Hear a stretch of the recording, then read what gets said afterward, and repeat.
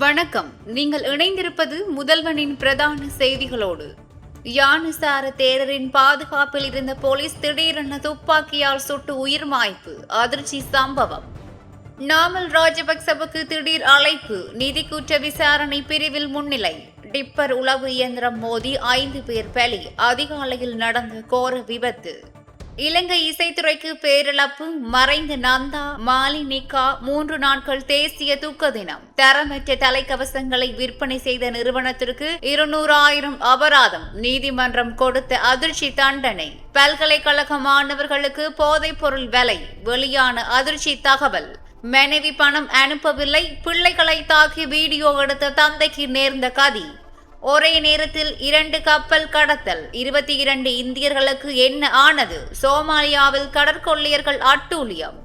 தங்கத்தை தேடி சென்றவர்கள் மண்ணுக்குள் புதைந்த சோகம். 100 கடந்த உயிரிழப்பு.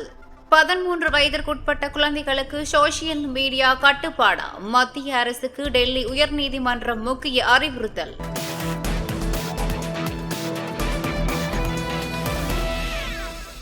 கொழும்பு ராஜகிரிய பகுதியில் பாதுகாப்பு பணியில் ஈடுபட்டிருந்த போலீஸ் கான்ஸ்டபிள் ஒருவர் தனது சேவை துப்பாக்கியால் சுட்டு உயிரிழந்த சம்பவம் அதிர்ச்சியை ஏற்படுத்தியுள்ளது. இந்த சம்பவம் நேற்று ஆகஸ்ட் 20 மாலை சுமார் 5:30 மணியளவில் ராஜகிரிய நாவல வீதியில் அமைந்துள்ள ஸ்ரீ சத்தர்ம ராஜிக விகாரையில் இடம்பெற்றுள்ளதாக போலீசார் தெரிவித்துள்ளனர். வெலிக்கடை போலீஸ் நிலையத்தில் கடமையாற்றி வந்த குறித்த அதிகாரி விகாரையில் தங்கியிருந்த யானசார தேரரின் பாதுகாப்பில் பணியில் ஈடுபட்டிருந்தார். அவர் காலை 6 மணி முதல் மாலை 6 மணி வரையிலான பாதுகாப்பு பணியில் இருந்த நிலையில் இந்த சம்பவம் இடம்பெற்றுள்ளது. உயிரிழந்தவர் அனில் உதயசிறி குணவர்த்தன என அடையாளம் காணப்பட்டுள்ளதுடன் அவர் போலீஸ் கான்ஸ்டபிளாக கடமையாற்றி வந்துள்ளார். மேலும் அவர் கடந்த 2026 மார்ச் 29 வெலிக்கடை போலீஸ் நிலையத்துடன் இணைக்கப்பட்டிருந்ததாக தெரிவிக்கப்பட்டுள்ளது. திருமணமான குறித்த போலீஸ் அதிகாரி தொடர்பான சம்பவம் குறித்து வெலிக்கடை போலீசார் மேலதிக விசாரணைகளை முன்னெடுத்து வருகின்றனர். ஸ்ரீலங்கா பொதுஜன பெரமுனவின் தேசிய அமைப்பாளரும் நாடாளுமன்ற உறுப்பினருமான நாமல் ராஜபக்ச இன்று காலை நிதி குற்ற விசாரணை பிரிவில் முன்னிலையாகியுள்ளார். நிதி குற்ற விசாரணை பிரிவினால் முன்னெடுக்கப்பட்டு வரும் விசாரணை ஒன்றுடன் தொடர்புடையதாக நாமல் ராஜபக்சவிடம் வாக்குமூலம் பதிவு செய்வதற்காக அழைப்பாணை விடுக்கப்பட்டிருந்தது. இதற்கமைய குறித்த அழைப்பாணைக்கு அமையவே அவர் இன்று காலை விசாரணை பிரிவில் முன்னிலையாகியுள்ளதாக தெரிவிக்கப்பட்டுள்ளது.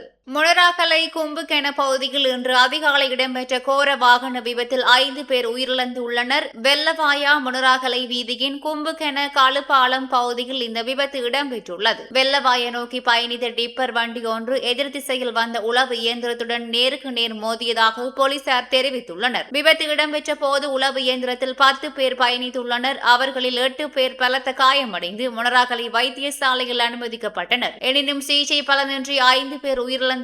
உயிரிழந்தவர்கள் 21, 26, 31, 55 மற்றும் 56 வயதுடையவர்கள் எனவும் அவர்கள் தொடங்க ஸ்லந்த புத்தளம் மற்றும் கொரபக்க பகுதிகளை சேர்ந்தவர்கள் எனவும் போலீசார் தெரிவித்துள்ளனர். காயமடைந்த ஏனைய மூவரும் தொடர்ந்து வைத்தியசாலையில் சிகிச்சை பெற்று வருகின்றனர். இதனிடையே விபத்துடன் தொடர்புடைய டிப்பர் வண்டியின் சாரதியும் உளவு இயந்திரத்தின் சாரதியும் கைது செய்யப்பட்டுள்ளனர். சம்பவம் தொடர்பான மேலதிக விசாரணைகளை மொனராகலை போலீசார் முன்னெடுத்து வருகின்றனர். இலங்கையின் மூத்த இசைக்கலைஞரும் பிரபல பாடகியுமான நந்தா மாலினியின் மறைவை அடுத்து நாட்டில் 3 நாட்கள் தேசிய துக்க தினங்களாக அரசாங்கம் அறிவித்துள்ளது. இதன்படி ஆகஸ்ட் 21, 22 மற்றும் 23 ஆகிய 3 நாட்களும் தேசிய துக்க தினங்களாக அனுஷ்டிக்கப்பட உள்ளன. இந்த 3 நாட்களிலும் அனைத்து அரசு நிறுவனங்களிலும் தேசிய கொடியை அரைக்கம்பத்தில் பறக்க விடுமாறு பொது நிர்வாகம் மாகாண சபைகள் மற்றும் உள்ளூராட்சி அமைச்சு அறிவுறுத்தியுள்ளது. இதற்கான அறிவுறுத்தல் 4/2026 இலக்க உள்நாட்டு அலுவல்கள் சுற்றறிக்கையின் ஊடாக அமைச்சுக்களின் செயலாளர்கள், மாகாண பிரதம செயலாளர்கள், மாவட்ட செயலாளர்கள், அரசாங்க அதிபர்கள் மற்றும் திணைக்கள தலைவர்களுக்கு அனுப்பி வைக்கப்பட்டுள்ளது. இலங்கையின் புகழ்பெற்ற பாடகியான நந்தா மாலினி தனது 82வது வயதில் நேற்று நாவலையில் உள்ள தனது இல்லத்தில் காலமானார். பல தசாப்தங்களாக இலங்கை இசைத்துறையில் தனக்கென தனி இடத்தை பெற்றிருந்த அவரது மறைவு கலைத்துறையினர் மற்றும் பொதுமக்கள் மத்தியில் பெரும் சோகத்தை ஏற்படுத்தியுள்ளது. கொழும்பில் தரமற்ற மோட்டார் சைக்கிள் தலைக்கவசங்களை விற்பனைக்காக காட்சிப்படுத்திய வர்த்தக நிறுவனம் ஒன்றிற்கு 2 லட்சம் ரூபாய் அபராதம் விதிக்கப்பட்டுள்ளது. புதுக்கடை இலக்க 5 பிரதான நீதவான் நீதிமன்றமே இந்த அபராதத்தை விடுத்துள்ளதாக நுகர்வோர் விவகார அதிகார சபை தெரிவித்துள்ளது. கொழும்பு மாவட்ட செயலகத்தின் விசாரணை அதிகாரிகள் மேற்கொண்ட சோதனையின் போது கொழும்பு 10 ஜயந்த வீரசேகர மாவட்டத்தில் அமைந்துள்ள குறித்த நிறுவனத்தில் தரச்சான்று இல்லாத மோட்டார் சைக்கிள் தலைக்கவசங்கள் கண்டுபிடிக்கப்பட்டுள்ளன. குறிப்பாக SLS 517 தரச்சான்று முத்திரை இல்லாத LSS ரக தலைக்கவசங்கள் தலா 1800 ரூபாய் வரையில் விற்பனைக்காக காட்சிப்படுத்தப்பட்டிருந்ததாக தெரிவிக்கப்பட்டுள்ளது. இது தொடர்பாக நீதிமன்றத்தில் வழக்கு தாக்கல் செய்யப்பட்ட நிலையில் குறித்த நிறுவனம் தனது குற்றத்தை ஒப்புக்கொண்டுள்ளது. இதையடுத்து நீதிமன்றம் அந்த நிறுவனத்திற்கு 2 லட்சம் ரூபாய் அபராதம் விதித்து உத்தரவிட்டுள்ளது. இலங்கையில் பல்கலைக்கழக மாணவர்களிடையே போதைப் பொருள் பயன்பாடு தொடர்பில் அதிர்ச்சியளிக்கும் தகவல் ஒன்று வெளியாகியுள்ளது. பல்கலைக்கழக பாடநெறிகளை இடைநடுவில் கைவிட்டு வெளியேறும் ஆண் மாணவர்களில் 70 முதல் 80% வரையிலானோருக்கு ஏதேனும் ஒரு வகையான போதைப் பொருள் அடிமைத்தன்மை காரணமாக இருப்பதாக பேராசிரியர் அமில இசுரு தெரிவித்துள்ளார். பல்கலைக்கழக மாணவர்கள் மற்றும் இளைஞர்களிடையே போதைப் பொருள் அடிமைத்தனம் தொடர்பாக நடைபெற்ற ஊடகவியலாளர் சந்திப்பில் அவர் இந்த தகவலை வெளியிட்டுள்ளார். மேலும் ஒருவர் தொடர்ந்து போதைப் பொருளை பயன்படுத்துவதற்கு காரணம் அதிலிருந்து கிடைக்கும் மகிழ்ச்சி மட்டுமல்ல என பேராசிரியர் சுட்டிக்காட்டியுள்ளார். போதைப் பொருள் பயன்பாட்டை நிறுத்தும் போது ஏற்படும் திரும்ப பெறல் அறிகுறிகளை கட்டுப்படுத்துவதற்காகவும் தொடர்ந்து போதைப் பொருளை பயன்படுத்தும் நிலை ஏற்படுவதாக அவர் தெரிவித்துள்ளார். தொடர்ச்சியான பயன்பாட்டில் உடலில் ஏற்படும் இந்த அறிகுறிகளை கட்டுப்படுத்த வேண்டிய நிலை ஒருவரை மீண்டும் மீண்டும் போதைப் பொருளை பயன்படுத்த தூண்டுவதாகவும் அவர் குறிப்பிட்டுள்ளார். இதனிடையே நாட்டின் பாடசாலை மற்றும் பல்கலைக்கழக மாணவர்களை போதைப் பொருளுக்கு அடிமையாக்குவதற்கு போதைப் பொருள் கடத்தல்காரர்கள் தீவிர முயற்சிகளை மேற்கொண்டு வருவதாகவும் பேராசிரியர் எச்சரித்துள்ளார். பாடசாலைகள் மற்றும் பல்கலைக்கழகங்களில் மேற்கொள்ளப்பட்ட ஆய்வுகளிலும் மாணவர்கள் போதைப் பொருளுக்கு பழக்கப்படும் போக்கு காணப்படுவதாக அவர் தெரிவித்துள்ளார். பலாங்குடி பின்னவெல பகுதியில் தனது 2 பிள்ளைகளை தாக்கியதாக கூறப்படும் 26 வயதுடைய தந்தை ஒருவர் கைது செய்யப்பட்டு விளக்கம் மறியலில் வைக்கப்பட்டுள்ளார். மத்திய கிழக்கு நாட்டில் தொழில் நிமித்தம் சென்றுள்ள தனது மனைவி பணம் அனுப்பவில்லை என்றும் தொலைபேசி அழைப்புகளுக்கு பதிலளிப்பதில்லை என்றும் கூறியே குறித்த நபர் தனது 2 பிள்ளைகளையும் தாக்கியதாக காவல்துறையினர் தெரிவித்துள்ளனர். அது மட்டுமன்றி பிள்ளைகள் தாக்கப்படும் காட்சிகளை அந்த தந்தை காணொலியாக பதிவு செய்து தனது மனைவிக்கு அனுப்பியதாகவும் தெரிவிக்கப்பட்டுள்ளது. சம்பவம் தொடர்பில் கைது செய்யப்பட்ட தந்தை எதிர்வரும் 2ஆம் திகதி வரை விளக்கம் மறியலில் வைக்குமாறு பலாங்குடி நீதவான் உத்தரவிட்டுள்ளார். தாக்குதலுக்கு உள்ளான 2 சிறார்களும் உடனடியாக மீட்கப்பட்டு மேலதிக சிகிச்சை மற்றும் மருத்துவ பரிசோதனைகளுக்காக பலாங்குடி மருத்துவமனையில் அனுமதிக்கப்பட்டுள்ளனர். இந்த சம்பவத்தின் முழுமையான பின்னணி தொடர்பில் காவல்துறையினர் மேலதிக விசாரணைகளை முன்னெடுத்து வருகின்றனர். ஏமன் மற்றும் சோமாலியா கடற்பகுதிகளில் 2 வணிக கப்பல்கள் கடத்தப்பட்டுள்ள சம்பவம் பரபரப்பை ஏற்படுத்தியுள்ளது. இந்த 2 கப்பல்களிலும் மொத்தமாக 22 இந்தியர்கள் இருந்ததாக தகவல் வெளியாகியுள்ளது. முதலாவது சம்பவத்தில் எரித்திரிய கொடியுடன் எண்ணெய் பொருட்களை ஏற்றி சென்ற MT Sibu-1 என்ற கப்பல் ஏமன் கடற்கரையில் இருந்து சுமார் 30 நாட்டிக்கல் மைல் தொலைவில் ஏடன் வளைகுடாவில் பயணித்துக் கொண்டிருந்த போது கடத்தப்பட்டுள்ளது. சுமார் 20 பணியாளர்களுடன் சென்ற இந்த கப்பலை ஆயுதம் 6 கடற்கொள்ளையர்கள் கடத்தியதாக தெரிவிக்கப்பட்டுள்ளது. அதில் இருந்த 20 பேரில் 16 பேர் இந்தியர்கள் என தெரிவிக்கப்பட்டுள்ளது. கப்பல் தற்போது எங்கு உள்ளது என்பது தொடர்பான தகவல் வெளியாகவில்லை என்றாலும் அதில் இருந்த அனைத்து 20 பணியாளர்களும் பாதுகாப்பாக இருப்பதாக தகவல் கிடைத்துள்ளதாக இந்திய கடற்சார் நிர்வாக தலைமை இயக்குநரகம் தெரிவித்துள்ளது. இதேவேளை சோமாலியாவின் பண்ட்லேன் கடற்கரைக்கு அருகில் MV லுதீப் என்ற கேமரும் கொடியுடன் கூடிய மற்றொரு வணிக கப்பலும் கடத்தப்பட்டுள்ளது. கடந்த திங்கட்கிழமை இடம்பெற்ற இந்த சம்பவத்தில் கப்பலில் இருந்த 10 பணியாளர்களில் 6 பேர் இந்தியர்கள் என தெரிவிக்கப்பட்டுள்ளது. சோமாலியா அதிகாரி ஒருவரின் தகவலின்படி